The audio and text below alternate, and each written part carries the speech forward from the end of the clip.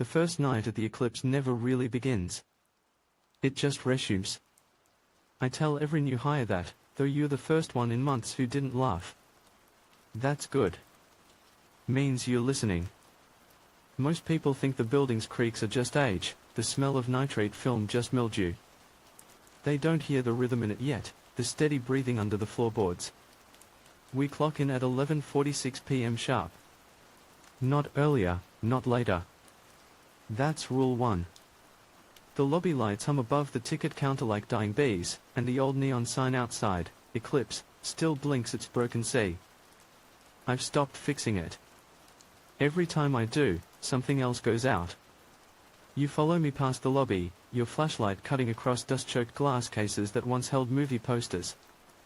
The last one still clings to the frame, Midnight Reel Festival, 1983. A girl in sequins smiles under the title, but if you stare too long, her eyes start to drift. Most of what you'll hear about this place, I tell you, is half true. The other half is what keeps it alive. You ask why we still keep the building running at all. I tell you the city sold it to a heritage trust, and the trust pays me to guard it. The truth is, the trust stopped sending checks 2 years ago. But the theater still calls in shifts, and every time the phone rings, my hands just answer. We step into the main hall. The ceiling hangs in flaking gold leaf, like the skin of something ancient pretending to be art. Rows of velvet seats stare toward the blank screen that swallows light instead of reflecting it. You whisper, it feels watched. Yeah, I say. That's the point. I hand you the rule card, laminated, edges yellowed. You run your fingers over the numbers, is 013, 777, 0. Each one tied to a story. Each one I've memorized too well. Rule 1, tickets 013 and 777. Never sell or accept a ticket with either number. If someone shows up with one, you close the booth and walk away. Do not argue. Do not refund. The theater handles it.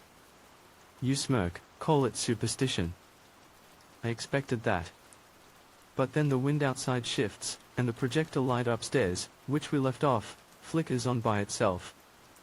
The beam cuts through the dust, steady and white. You look up. I don't. Don't, I warn. Never look into the light when it's empty. You ask what that even means. I tell you, you'll understand when it starts. At midnight, the house clock chimes 13 times. It always does. Never 12. 13 rings that shake the walls like a throat clearing before a confession. We do the usual sweep, concession stand, restrooms, storage hall. The popcorn machine still works if you kick it. The syrup pumps sigh out a rust-smelling mist. You joke that the place feels haunted by snacks. I don't laugh. Because laughter wakes them. Around 12:30, we reach the projection booth. You're surprised to see film reels still stacked high, each in its metal canister labeled by hand, R1, R2, R3, RZ. That last one, reel 0, has no dust. I tell you we don't touch that one. Ever. You ask why. Because it's not a movie, I say. It's a mirror. Before you can press further, the radio crackles on its own. An old PA system wired into the seats downstairs. Static swells, then a voice, distorted, calm, masculine. All patrons, please take your seats. You freeze. There's no one here. I grab the radio, twist the dial off. It doesn't matter. The voice keeps going. Showtime begins now. We rush to the balcony rail. Below us, rows of empty seats shift, not gradually, but at once, like a breath inhaled. The velvet ripples as if bodies had just Saturday. Your flashlight stutters, its beam catches the screen as letters crawl across it, burned into the fabric from the inside out. Ticket 013 scanned. I feel my throat close. I check the box office ledger in my pocket, flip through tonight's stubs. You didn't sell any. I didn't either. The door at the lobby clicks open. Footsteps echo, slow, deliberate, from tile to carpet. A shadow stretches into the aisle, human shape, but the head tilts in jerks, like film skipping frames. You whisper, "What is that?" Not who, I correct. What? The shape moves toward the center row. Every fifth step, it freezes, and the screen behind it flickers with the same pose, a frame delay in real time. Then the projection cuts off. Total darkness. You think you hear breathing. I know I do. Then, a match strike. A single flame flares from the aisle, held by no visible hand. It hovers, gliding between rows like a lantern searching. You reach for your phone light. I grab your wrist. Don't shine back. It follows light. The flame stops 3 rows from the front. Something steps into it. A silhouette in a tattered usher's uniform, cap askew, chest caved in as if melted. The voice from the radio returns, closer now, threading through the speakers. Rule 1 broken. Admission granted. I pull you back. The theater seems to tilt, floor sliding toward the stage like a mouth opening. Seat bolts screech loose. The screen bulges outward, fabric stretching until a shape presses against it from the other side, a face inverted and screaming without sound. You ask what's happening. I tell you we have to reset the reel. You don't understand, but follow anyway. We race back up the stairs to the booth. The lights flicker in patterns, 3 long, 1 short, like a heartbeat trying to sync with ours. I find the projector whirring though no film feeds through it. The reel spins in empty loops, metal screaming against metal. I reach out, kill the power. Silence returns too fast, like a vacuum swallowing sound. Then, softly, from the dark hall below, a child's voice. Next showing in 13 minutes. You want to leave? I say we can't. Not until the clock resets to 11:46. You check your watch, it's stuck at 12:59. Mine too. I tell you this is what they mean by I resume. The eclipse doesn't start nights. It replays them. You look at me then, really look, and ask the question I dread every time. How many of us did you train before me?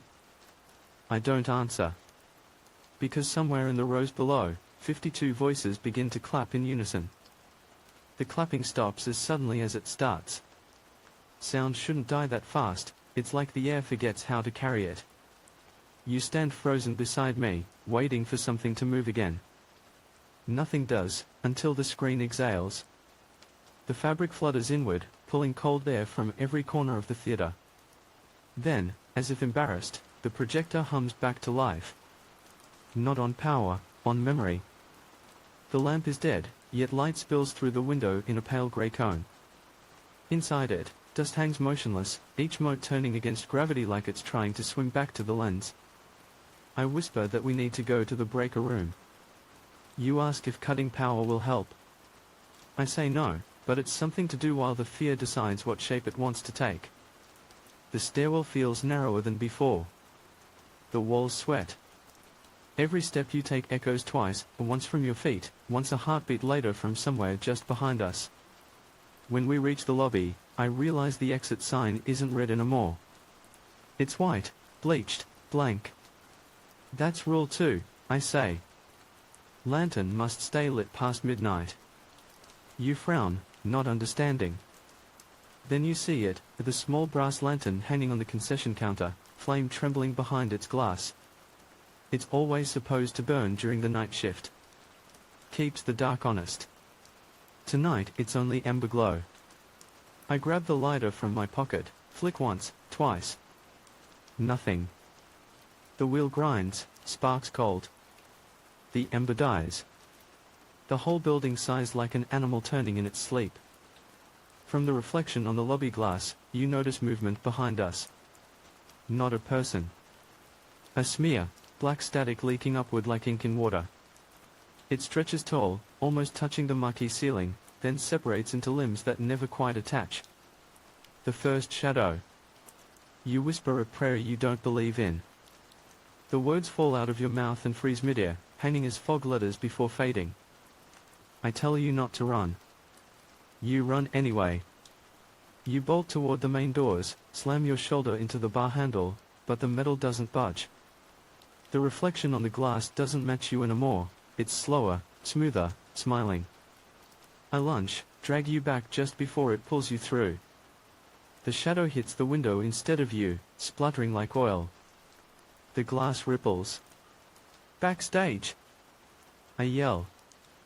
Move! We sprint down the corridor behind the concession stand. Posters peel from the walls as we pass, faces warping, mouths widening. Someone whispers your name in a voice too close to be real. You don't look back. The backstage hallway opens into the costume storage room. Rows of mannequins wait in silence, dressed in the theater's old uniforms, ushers' vests, vaudeville costumes, sequin masks. One of the mannequins turns its head.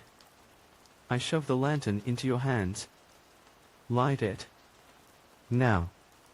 Your hands shake, but you strike the lighter again. This time it catches. The flame bursts alive, orange and frantic, swallowing the shadows near your feet. The mannequin freezes. Every dark corner shrinks away, like light is peeling the film off the room. You gasp for air, chest heaving. What are they? They're what's left, I say. Of the audience. Of the workers. Of us, eventually. You stare at me like you didn't hear that last part right. The building vibrates. Somewhere distant, metal reels crash to the floor. The flame gutters, and voices pour out of the ventilation shafts, dozens of overlapping recordings, laughter, dialogue, screams. It's like the theater is replaying every show it ever held at once. The floor tilts again. Dust swirls upward, taking human shapes. Keep the flame steady, I tell you. If it goes out, they remember how to walk. You nod, gripping the lantern as we inch toward the maintenance door. I shoulder it open, the hinges wail like animals. Inside is the breaker room, rusted panels, old film posters glued over exposed wiring. That's when you notice the Polaroids pinned to the wall. Each one shows the lobby from the same angle, ticket booth, chandelier, clock, only in every picture there's a new person standing behind the counter. Same uniform. Same expression. Different eyes. In the last photo, it's you. You back away, knocking over a toolbox. Metal scatters. The lantern swings wildly, flame stretching sideways. The shadows surge at the movement, pressing through the doorframe like thick smoke. I grab a length of copper wire, jam it into the nearest socket, and twist. Sparks shower across the floor. The shadows recoil, the air snapping electric. You scream but keep the lantern high, protecting its light like it's the last heartbeat in the room. When the static dies, the hallway behind us is empty again. The shadows retreat, but not gone. Just patient. I sink to the floor, breathing in the copper burn smell. You ask, how do you live with this? I don't, I answer. I just stay recorded. You think it's a metaphor. It isn't. From the speaker above the breaker box, an old voice crackles to life, faint but unmistakable. Mr. Harrow requests your presence in the booth. You flinch. Who? The owner, I say. He's been dead 90 years. The lantern flickers blue for a moment. The light bends, casting our shadows long on the wall. But there's a third one now, taller than both of us, head bowed like a man waiting for applause. Don't move, I whisper. The shadow twitches its fingers, 5 points curling into a fist. On my wrist, scars begin to itch. Numbers form just beneath the skin, rising like blisters, is 013. Your lantern flame flares. The blue fades. The third shadow melts back into the floor. I stand, wiping sweat from my face, smearing a trace of ash. We have to reset the house, I say. Before the next loop. What loop? You follow me into the stage corridor, past ropes and pulleys, sandbags swaying overhead. The air smells of burned velvet and film chemicals. Every few feet, a spotlight blinks on by itself, leading us toward the stage. When we reach the curtain, I realize it's breathing again, slow, deep inhales that draw dust toward its folds. I pull it back. The auditorium is full. Rows upon rows of silhouettes sit facing the screen, motionless, hands resting on armrests like mannequins carved from shadow. Their heads turn in unison as we step into the light. A single seat in the middle row is empty. The projector above clicks once. Light explodes across the room. The screen shows us, live, from behind, two figures standing before an audience of black shapes. Only in the projection, the empty seat isn't empty. Someone's sitting there, smiling. I whisper, "That's him. Vincent Harrow." His reflection looks younger than any photograph. His eyes glow like film caught in the gate too long. He raises a hand, slow and deliberate, then points at you. The screen shakes as if reacting to thunder, and suddenly the projection spills out of its frame, flooding the air with strips of moving image. Scenes wrap around us, fragments of fire, dancing women, smoke pouring through aisles. You drop the lantern. It hits the floor, rolls, but stays lit, its glow fighting the projection's grey. Harrow's voice folds into the static. "Every showing needs a manager." Your name whispers through the walls again, softer this time, almost coaxing. The silhouettes begin to clap, one, then all. Their hands meet soundlessly, fleshless, rhythm perfect. I grab you by the collar. "Don't answer him. Whatever you hear, don't speak." You nod, eyes wide. But the sound seeps inside anyway, trembling in your jaw, making your teeth ache.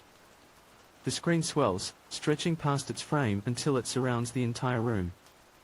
Now we are standing inside the projection. The seats vanish. The floor becomes film grain, the air filled with burnt sugar smoke. Images flicker on our skin, scenes of people in usher uniforms smiling too wide. Their mouths open, but their eyes stay dead. You cover your ears, but the reel screams anyway. I can't tell if it's the machine or the people it remembers. I shove the lantern toward you. "Hold it higher." The light cuts through the grey like a knife. For a heartbeat, everything freezes, the faces, the flicker, even the sound. Then, a whisper that isn't Harrow slips behind my ear. "You already trained this one." I turn. Nothing there. Just the screen curling inward, heat warping its edges. You yell my name, but it's already too late. The projection collapses. Every image folds into black. The lantern shatters. Darkness hits like impact. When I open my eyes, I'm back in the lobby. The clock reads 11:46 p.m. again. You beside me, holding the laminated card. Smiling like it's your first night. And I hear myself say the same words as always, voice hollow and rehearsed. The first night at the Eclipse never really begins. It just resumes. The next morning never comes. It only pretends to. I wake up in the manager's office to the sound of birds I can't see. The window looks out onto what should be dawn, but the sky outside is a color I don't have a name for, too pale to be night, too dim to be morning, like the light forgot which way to go. The clock on the wall says 7:12 a.m., though its second hand keeps trembling instead of ticking. You're gone. For a moment, I tell myself you left after the loop. Maybe you ran until the city swallowed you. But then I notice the desk, one of the ticket stubs from last night, 013, lying neatly in the middle of it, pinned by a brass button. Your name isn't written anywhere. Just a single word in block letters, a rewind. The theater hums faintly beneath the floorboards. The pipes, the wiring, the old ventilation ducts, they all vibrate with the same heartbeat rhythm. I can feel it in my teeth. When I press my ear to the wall, it sounds like film spooling through a machine too large to see. I step out into the hallway. The smell of burnt sugar still lingers, projector smoke. The seats are empty again, the screen blank. Yet the room feels recently used, warm, as if the audience just stood up and left seconds ago.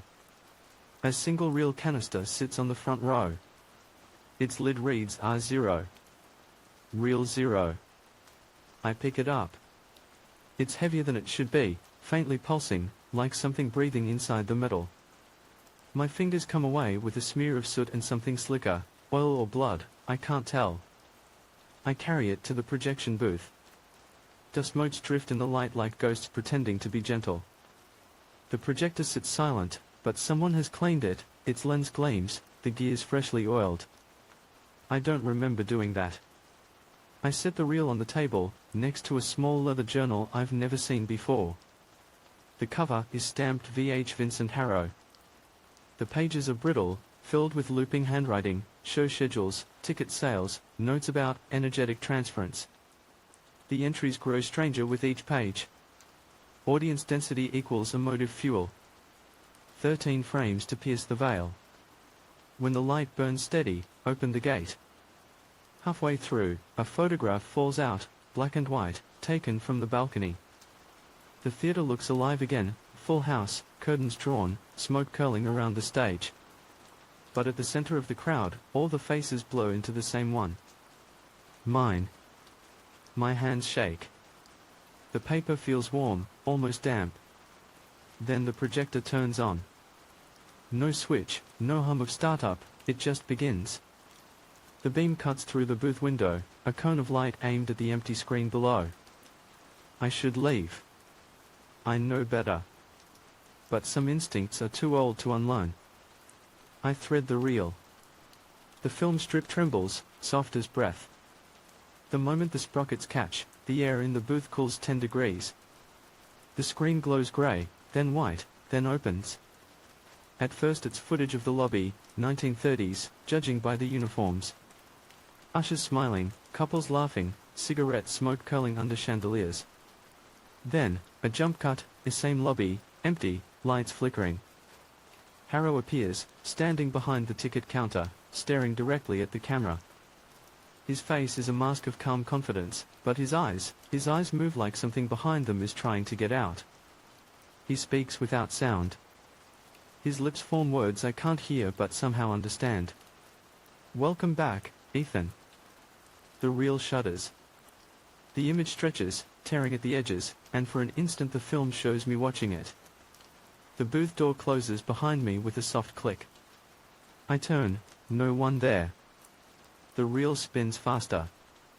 Each frame flashes too quick to see, but the after images sear themselves into my vision, faces in flame, bodies seated upright while smoke pours from their mouths, the number 52 carved above the stage.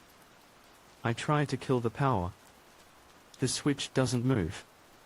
I pull the plug, the light stays. Then the voice arrives, not through speakers but through the room itself, low, resonant, patient. You record them, Ethan. You make them stay. I stagger back. The desk drawer slams open on its own, spilling photographs, old staff portraits, each with a name scrawled in red ink. At the bottom, one photo newer than the rest, me, in this very booth, smiling blankly. The date stamped in the corner, 11:46 p.m., the 7th of December 2022. The projector flickers. The image on the screen changes again, and now it's the stage, filmed from above. Two figures stand under the lights, one tall, one holding a lantern. Me and you. Only this version doesn't end. It keeps going. Shows what happens after the darkness. The lantern shattering. The light crawling into your chest like liquid fire. You screaming without sound as Harrow steps out from the wings, places a hand on your shoulder, and guides you toward the audience. The screen freezes on your face mid-scream. Then melts. The reel stops. Smoke fills the booth, sharp, chemical, choking. I rip the film out, toss it to the floor, stomp on it until the frames crack like bone. The smoke doesn't clear. It thickens, curling upward, shaping itself into words on the glass. Repeat. My reflection shifts. My mouth doesn't move when I speak. I whisper, "What do you want from me?" The reflection smiles. Continuity. The glass shatters outward.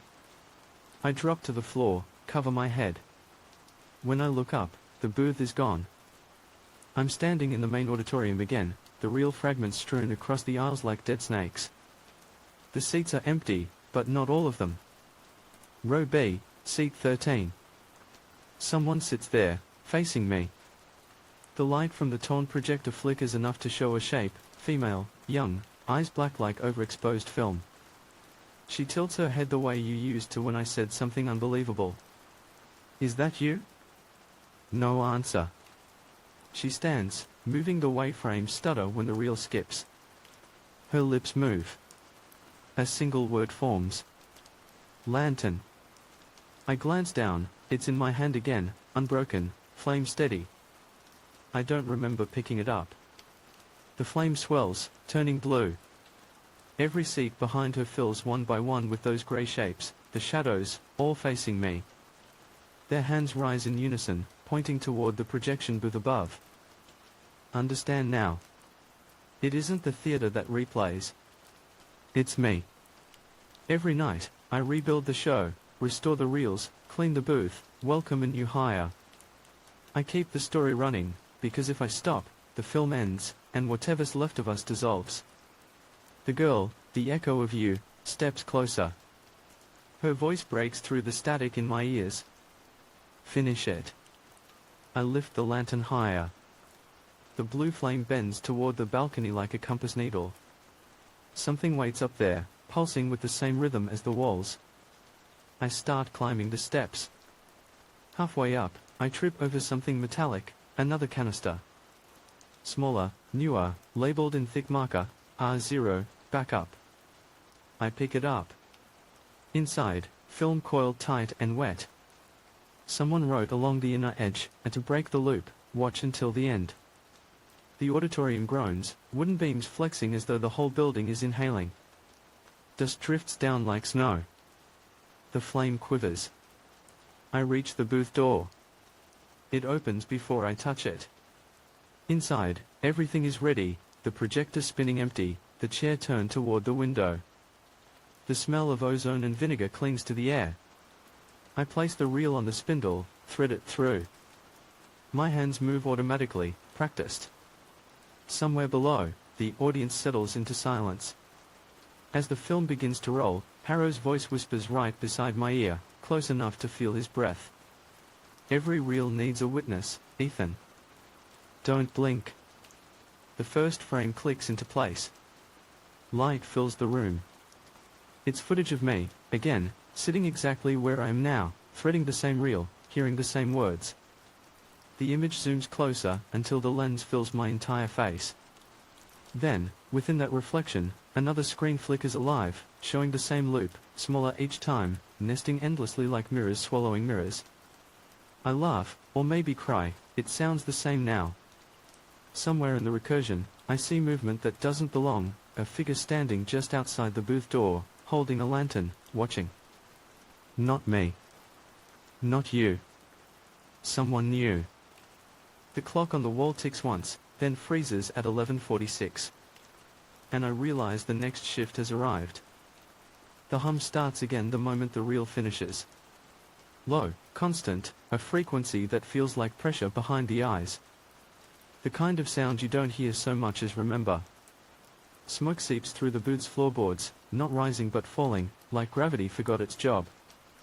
It smells of burned acetate and copper wiring. I can taste it in my teeth. Down below, the audience remains frozen, those faceless silhouettes locked mid-breath. The projector light cuts through them, solid as a blade. For a heartbeat, I think I see veins inside the beam, pulsing faintly. Then it moves. The light tilts, searching. I duck.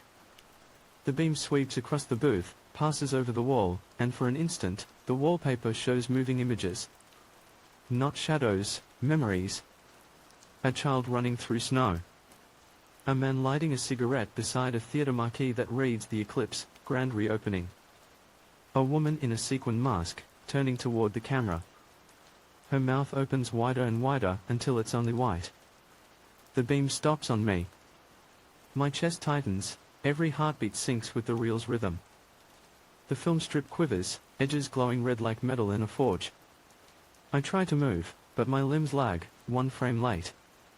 You understand now, Harrow's voice says, not from the air but from inside my skull. Continuity demands sacrifice.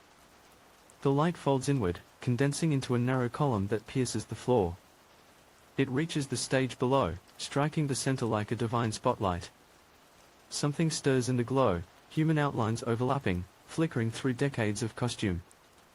Ushers, dancers, projectionists. Each carries the same empty smile, the same hollow eyes. They step toward the beam, dissolve, and the light brightens. They are feeding it. The hum deepens. Every wall begins to shake, plaster dust rains like snow. I stumble toward the door, but it won't open. The handle twists uselessly. The booth itself is breathing. I shout, "What do you want?" The answer arrives through the intercom speaker. The final reel. The table rattles. Beneath the projector, a small drawer slides open, revealing another canister. It's engraved, not labeled, metal polished to a mirror shine. My reflection stares up at me, warped. The lid pops by itself. Inside, a film strip unlike any other, clear, colorless, almost liquid. I lift it carefully.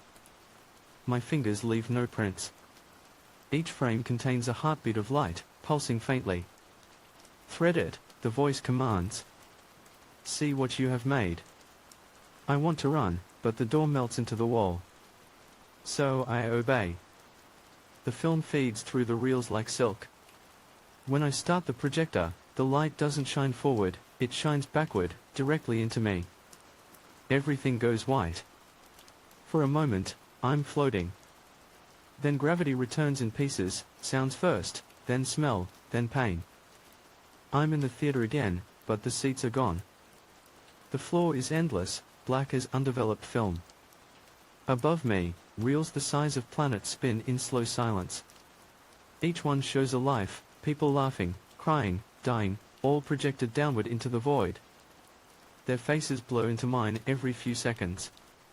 Harrow stands at the center, hands clasped behind his back, dressed in his 1930s suit and bow tie, skin translucent like wax paper.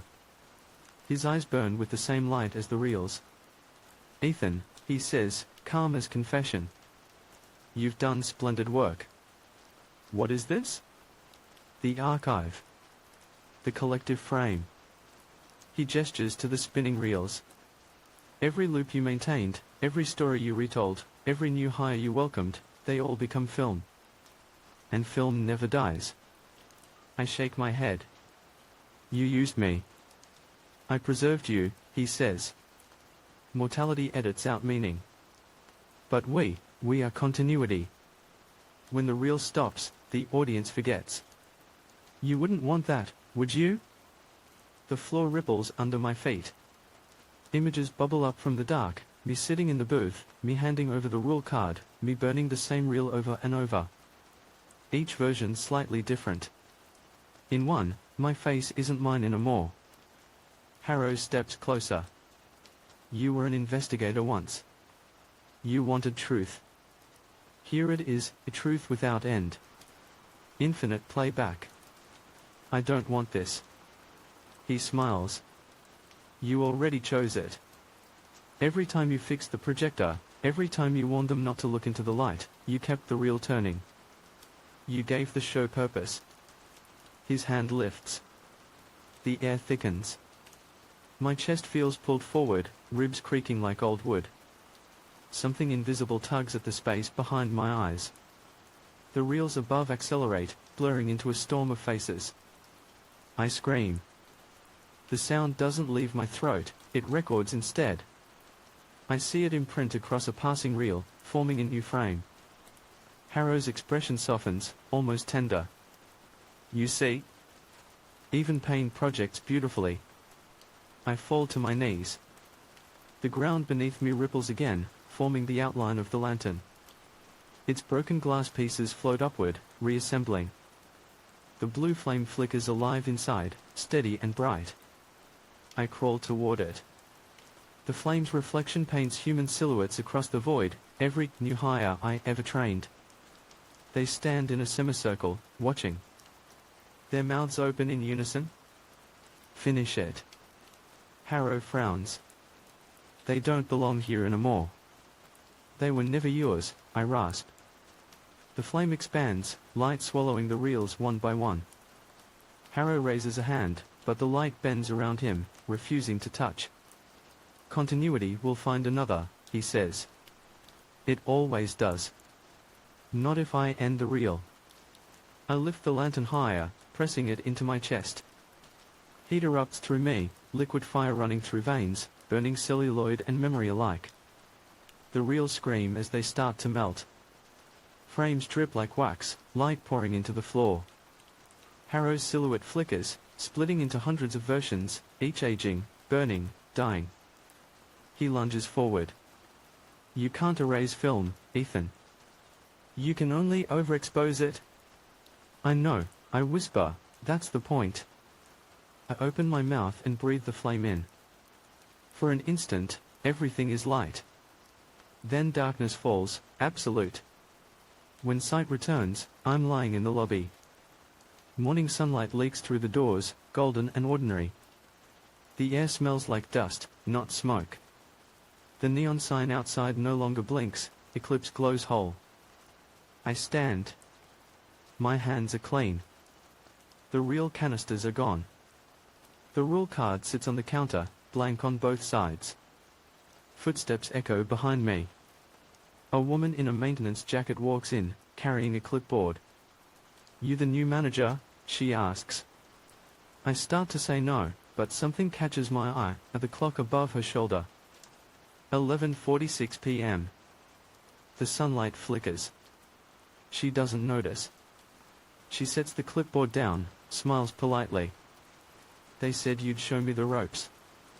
My throat tightens. What's your name? Julia, she says. Or whatever you want me to go by tonight. I glance toward the concession counter. The lantern is there again, flame steady. The laminated card rests beside it, letters reforming as I watch. Rule 1, clock in at 11:46. Julia tilts her head. You okay? I force a smile that doesn't reach my eyes. Yeah, I say, handing her the card. Let's get started. The hum returns, soft, patient, like applause from behind a curtain. And when she turns away, I whisper the same words I've always whispered, the ones Harrow left carved behind my tongue. The first night at the Eclipse never really begins. It just resumes. The sound comes first this time, a soft hiss like film unspooling underwater. Then the dark folds open and I'm standing in the aisle of the Eclipse again. Every seat is filled. Every face is mine. They sit perfectly still, hands clasped, waiting for something I don't remember promising. The projector hums behind me, slow and patient, the way a predator breathes before it strikes. I tell myself I burned the reels. I tell myself the fire was real. But the floor is cold stone now, not carpet, and the walls pulse faintly with light running through them like veins. The theater isn't a building anymore. It's an organ, alive and remembering. My footsteps echo in sync with the projector's spin. When I look down, there's no shadow, only film frames stretching from my shoes in both directions, each one showing a version of me in a slightly different pose. Some smile. Some scream. One looks straight up and mouths the word run. I don't. Because the exit sign above the doors has changed again. It no longer says exit. It says develop. The projector flares. The world folds. Suddenly I'm sitting in the audience, second row center, watching myself walk on stage. A loop within a loop. My stage self blinks, confused, like he can feel my eyes. Behind him, the curtain ripples and a figure steps through it, Vincent Harrow, pristine as a photograph that never aged. Ladies and gentlemen, he says to the crowd of Ethans, tonight's feature presentation, Reel Zero. A study in self-preservation. Applause erupts, hollow and perfect. Every version of me claps in rhythm. The sound becomes wind, then static, then words. Continuity must be maintained. I stand, or the version unstage does, and shout, I ended this. Harrow smiles. You ended a showing. Not the show. The film needs projection to exist, and you, dear boy, need meaning to breathe. We give each other purpose. He gestures, and the screen behind him ignites. Frame after frame flashes, your face, Julia's, the nameless hires, all speaking lines I never wrote. Their mouths form my thoughts before I think them. The reel has gone recursive, scripting reality as it rolls. The ceiling cracks open. Above, more screens bloom like wounds, each showing a different night at the Eclipse, dozens, hundreds. In every one, a new trainee walks beside me, the same conversation, the same smile. Some nights end in flame, some in applause, none in escape. The Harrow on stage lifts a gloved hand. Observe. The screens merge into a single image, of me, sitting alone in the manager's office, writing rules on a blank card. Only now the handwriting isn't mine. It's his, elegant, looping, permanent. Rule 0, when the reel stops, you take your seat. The lights die. A single projector remains lit at the back of the theater, it's been pointed directly at the empty seat beside me. The film feed runs backward. The light grows colder, heavier, until I feel it pressing against my ribs. Someone whispers in my ear, a voice I know and don't. Your turn. Pain blooms behind my eyes. I look down and see the number 0 carved into my palm, fresh and black. The air tastes like static. I stumble toward the stage. Harrow watches, serene, as if he's seen this frame 1,000 times.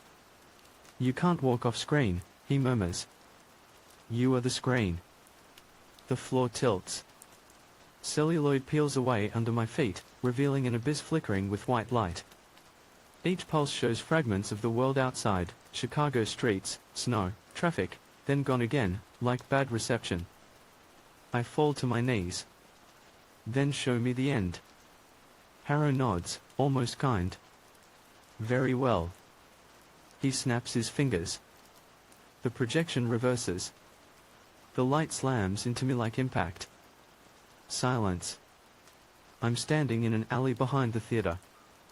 Morning fog curls around neon puddles. The building looks abandoned again, windows boarded, mucky dark. My breath ghosts in the air. Maybe I finally escaped. Then I hear the faint clatter of film rolling on concrete. A strip unspools from the theater's back door, threading across the ground toward my feet. The frames show me, right now, turning to look at them. From somewhere inside, Harrow's voice. Every print leaves a copy. I grab the film and pull. It leads into the open doorway, down the hall where light flickers like heartbeat. The smell hits first, dust, oil, old fear. Inside the auditorium, only one seat is occupied. Julia sits there, hands folded on her lap, eyes fixed on the blank screen.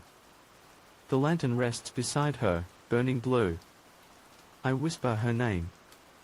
She doesn't move. The screen flares white, and her shadow elongates toward me, crawling along the floor like spilled ink. When it touches my shoe, heat shoots up my leg. I see flashes, her face, her scream, her hand pressing the lantern into my chest. Ethan, she says, voice lead, echoing through a dozen recordings, if you see this, you didn't finish it. The blue flame swells, swallowing her silhouette, until nothing remains but light. Then I'm on stage again, holding the lantern, audience empty, projector silent. The building hums a different rhythm now, slower, tired. I raise the flame toward the ceiling. Film dust rains down. Each particle glows briefly before fading.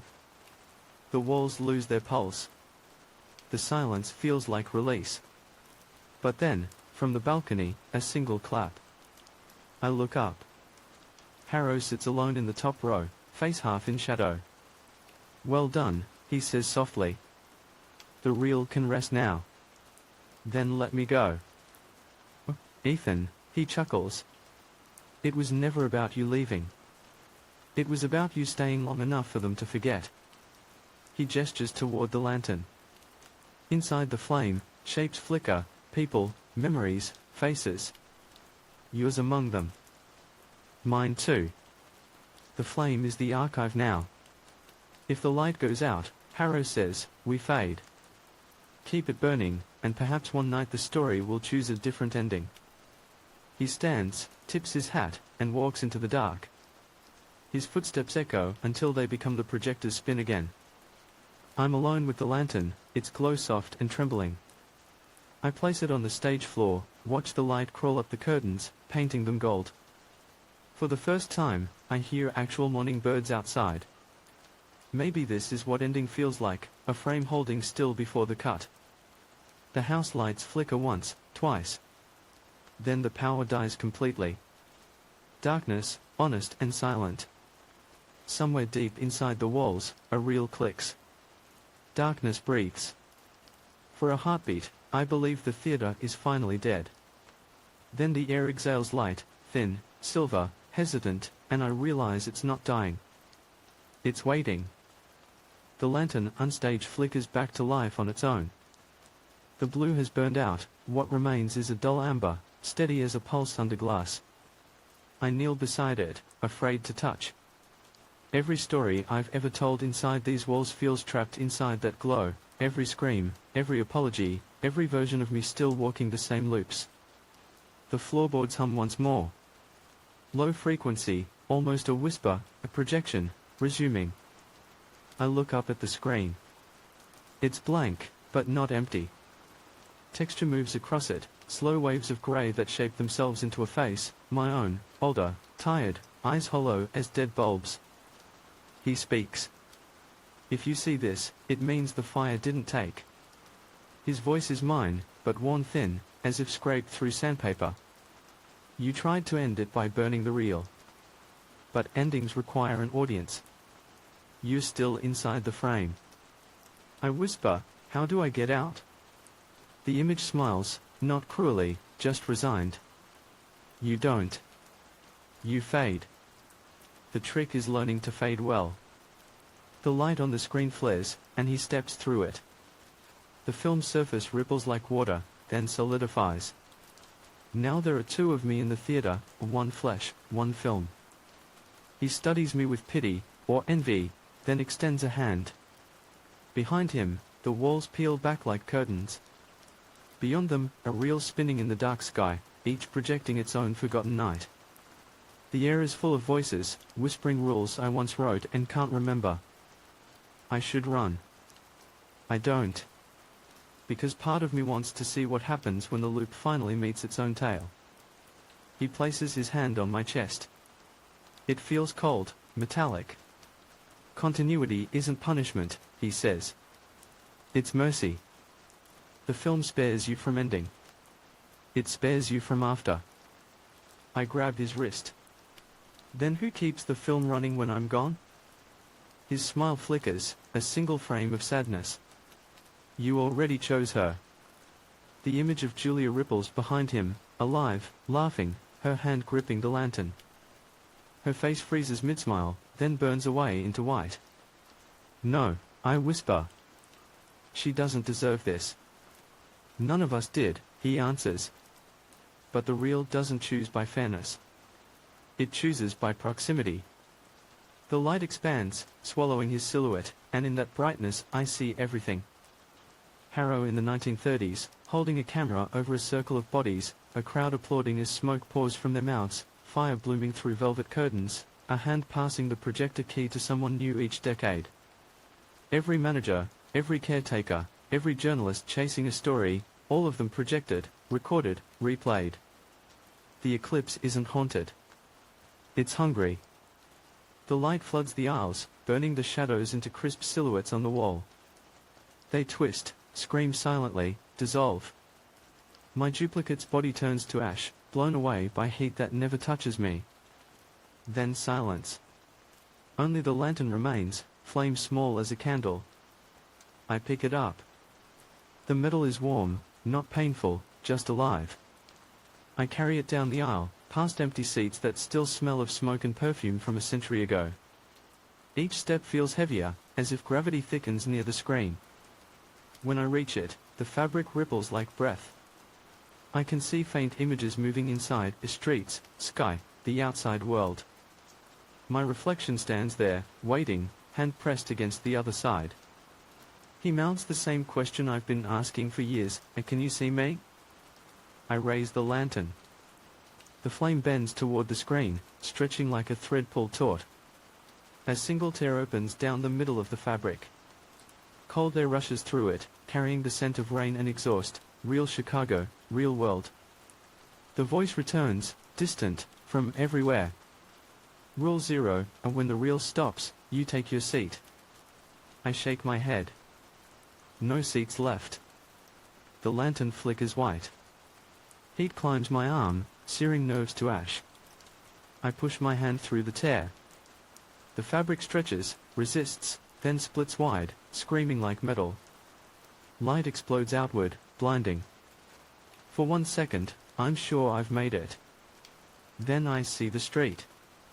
The theater stands behind me, pristine and open, neon blazing. The Eclipse tonight, a special showing. Pedestrians stroll past without seeing it. The marquee hums. The lobby glows. Inside, through the glass, a man greets a new employee at the counter. Me. I drop the lantern. It hits pavement and shatters, spilling light instead of oil. The glow spreads across the asphalt like spilled film, reflecting the marquee backwards, and spills. The city around me begins to dissolve into static, pixels tearing away from reality. The sound of the projector returns overhead, a cosmic machine grinding. Every ending is just another angle, the voice says. Smile, Ethan. We are rolling. My body flickers. Skin becomes grain, breath becomes hiss. The last thing I see is a camera lens blooming where the moon should be, its iris opening wide. Black frame. Silence for 12 seconds. Then a whisper, faint and close to the microphone. The first night at the Eclipse never really begins. It just resumes. The screen cuts to white. Credits roll with no names, only dates. At the bottom, a final line. Recorded by a real 0. Status, active. Fade out.